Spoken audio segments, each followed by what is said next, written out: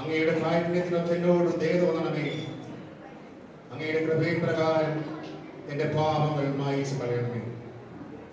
51-ാം സങ്കീർത്തനത്തിലൂടെ ദാവീദ് രാജാവ് നടത്തുന്ന ഈ പശ്ചാത്താപ വിലാപഗാനം നമ്മുടെ ഹൃദയങ്ങളെ ആർദ്രമാക്കിയിട്ടില്ലേ? ഇതിനെ ആധുനികവൽക്കരിച്ചുകൊണ്ടുള്ള ഒരു കഥാ ആവിഷ്കാരമാണ് ഈ നാടകം. വരൂ, നിങ്ങളെ ഞങ്ങൾ 90 കാലഘട്ടത്തിലെ ഒരു മലയാള സിനിമാ സെറ്റിലേക്ക് കൊണ്ടുപോകുന്നു.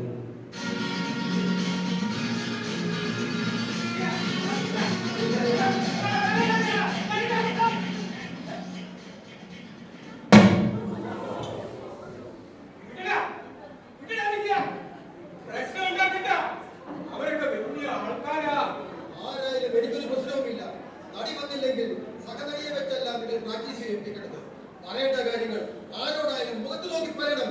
അതിനാണ് ഈ നാക്ക്. എല്ലാത്തിനും പരിഹാരം ഉണ്ടാക്കാതെ ഇതെല്ലാം ഞാൻ കുറെ നാളായി സഹിക്കുകയാണ് ജോർജ്.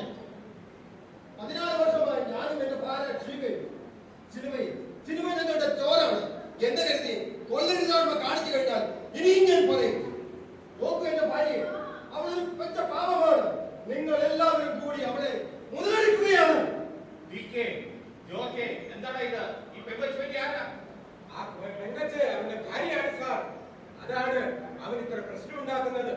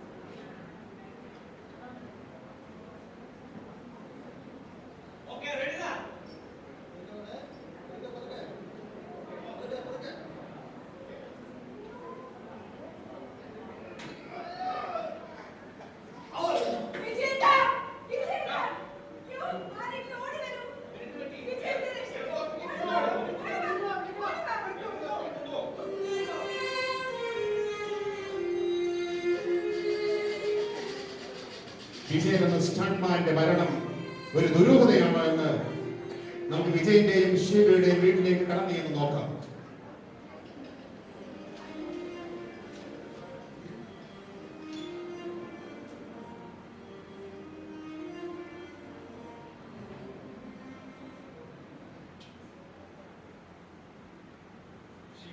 വിജയന്റെ കാര്യം കഷ്ടമായി പോയി. ആശുപത്രിയിൽ ചെയ്തിട്ട് നമുക്ക് അവനെ രക്ഷിക്കാനായില്ലെന്ന്.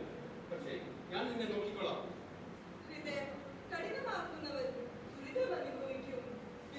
എന്തായി പറയുന്നത്? ഞാൻ ആരാണെന്നറിയാമോ? എന്റെ പവർ എന്താണെന്ന് അറിയാമോ? വെറും DK അല്ല, സൂപ്പർ സ്റ്റാർ ഡേവിഡ് കൊട്ടാരത്തിൽ. നാളെ മെഗാസ്റ്റാർ DK. നിന്റെ മധുരപ്പെട്ടി ജീവിക്കാൻ അറിയത്തില്ലെങ്കിൽ പോയി പിഴയ്ക്കൂ. എനിക്ക് വട്ടം വെച്ചാൽ ഞാൻ പാലിക്കും നിന്നെ. DKയോടാ നിന്റെ കളി. വിജയന്റെ കളി നിനക്ക് കളിയില്ല. കാലങ്ങൾ കടന്നുപോയി. മലയാള സിനിമ ഒട്ടേറെ വളർന്നു. DK എന്ന ഡേവിഡ് കൊട്ടാരത്തിൽ കേരള ജനതയുടെ പ്രിയതാരമായി മാറി.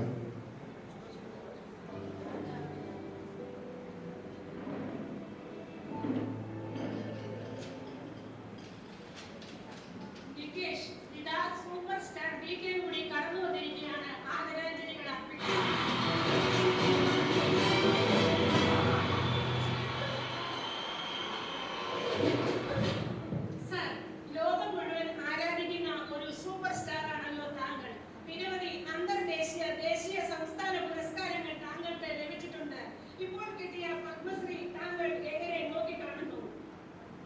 ജനങ്ങളുടെ സ്നേഹം അത്രമാത്രം.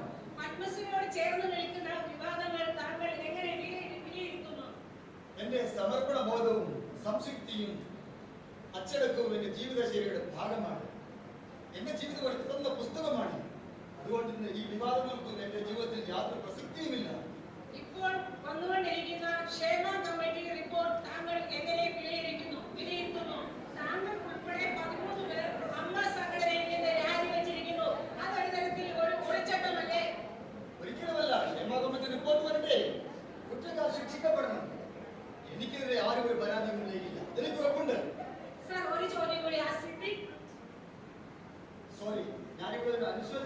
എന്നാണ് ഗിരിരാജൻ മാസ്റ്റർ. അതുകൊണ്ട് ദേവിയെ തന്നെ പോകാൻ അനുവദിക്കണം. അവിടെ സാർ, ഈ റീത്ത് അവിടെ വെച്ചിട്ട് നീ പോ.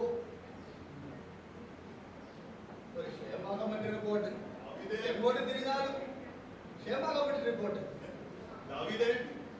ഓർമ്മയുണ്ടോ? അയ്യോ, സർപ്രൈസ്. അച്ഛനെന്താ ഇവിടെ? അതെ, ഞാൻ നിന്നെ തന്നെ കാണാൻ വന്നതാണ്. നമുക്ക് അല്പം മാറി നിന്ന് സംസാരിക്കാം.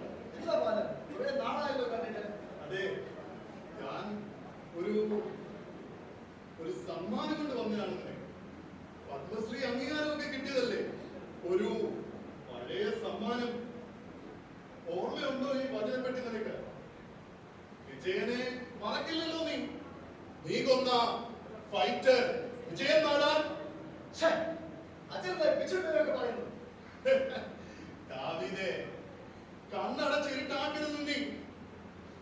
ഈ മരിച്ചു കിടക്കുന്ന മാസ്റ്ററിനെ കൂട്ടുപിടിച്ച് കൊല്ലാൻ ശ്രമിച്ച വിജയന്റെ വിധവ ശീവ, ഇവരെ എല്ലാം നീ മറന്നല്ലേ? കള്ളു കുടിച്ചു ബോധമില്ലാതെ തട്ടിത്തെറിപ്പിച്ച ഈ വചനപ്പെട്ടി ഇതും മറന്നു നീ അല്ലേ? നീ ഇത് തന്ന ഈ പയ്യനെ കണ്ടിട്ടുണ്ടോ? ഷീബയുടെ മകൻ. അച്ഛാ, ഒന്ന് പതിയെ പറ. പണ്ടെങ്ങോ പറ്റിയ ഒരു തെറ്റ്. വിജയന്റെ മോനാണോ? ദൈവം പൊറുക്കില്ല ദാവീദേ, പൊറുക്കില്ല. ദാവീദ് രാജാവ് പോലും അന്യന്റെ ഭാര്യയെ മോഹിച്ചപ്പോൾ ദൈവം കോപിച്ചു. പക്ഷേ നിന്റേത് മോഹമല്ലായിരുന്നല്ലോ, കാമമായിരുന്നില്ലേ? ഷീബ ഉദരത്തിൽ ചുമന്ന നിന്റെ വിടുപ്പാടി പയ്യൻ, നിന്റെ ചോര, ഷീബയുടെ മകൻ. മോനെ, ഇതൊന്നും ഞാൻ അടച്ചില്ലടാ. ഷീബ എന്നോട് ഒന്നും പറഞ്ഞിട്ടുമില്ല. എനിക്ക് ജീവിതത്തിൽ ഒരുപാട് തെറ്റുകൾ പറ്റിയിട്ടുണ്ട്.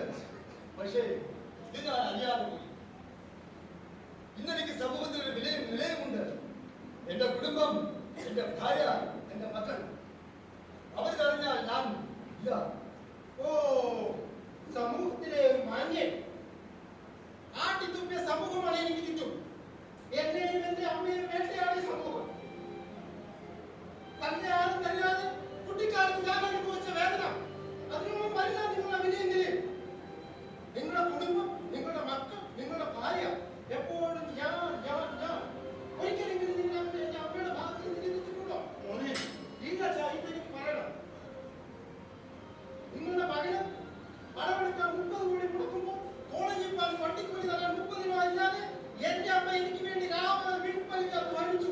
ആ മുഖമാണ് ഇപ്പോൾ എന്റെ ഓർമ്മയിൽ. പട്ടിണികളിൽ ഞാൻ വളർന്നപ്പോൾ നിങ്ങളെ അറിയിക്കാൻ എന്റെ അമ്മ എന്നെ വളർത്തി. അവസാനം പോസ്റ്റ്മോർട്ടം ചെയ്ത അമ്മയുടെ ബോഡി കിട്ടിയില്ല. 2000 രൂപ ഇല്ലാതെ മെഡിക്കൽ കോളേജിന്റെ വരാതെ കരഞ്ഞ് കിടന്നു. ദാവീദേ, ആ അമ്മയോടും ഈ മകനോടും ആ കുടുംബത്തോടും ചെയ്ത പാപത്തിന്റെ പങ്ക് എത്ര മായ്ച്ചാലും എത്ര കഴുകിയാലും മങ്ങില്ല. ദ്രൗപദിയെ പ്രാപിച്ചപ്പോൾ വാസുകി പോലും അർജുനനെ കൊല്ലാതെ കെട്ടിയിട്ടു. പക്ഷേ നീ ആ പാവം വിജയനെ കൊന്നില്ലേ? സമൂഹത്തിൽ മാന്യന്മാരായി കഴിയുമ്പോഴും സ്വന്തം കുടുംബത്തെ മറന്ന് ലൈംഗികതയിൽ ഏർപ്പെടുന്ന എല്ലാവർക്കും ഒരു ഓർമ്മപ്പെടുത്തലാണ് നീ. ശരിയാണ്. എല്ലാ തെറ്റുപറ്റി പറയാൻ ഞാൻ തയ്യാറാണ്. വിജയന്റെ മരണം, ഇവന്റെ പിതൃത്വം എല്ലാം എന്റെ ബാധ്യതയാണ്. എനിക്ക് കിട്ടിയ എല്ലാ പുരസ്കാരങ്ങളും നിരാകരിക്കാൻ ഞാൻ തയ്യാറാണ്. നിയമത്തിന്റെ എന്ത് വിധിക്കും ഞാൻ വിധേയനാണ്. ഇത് എന്റെ മാനസാവല്ല. പാപിയായ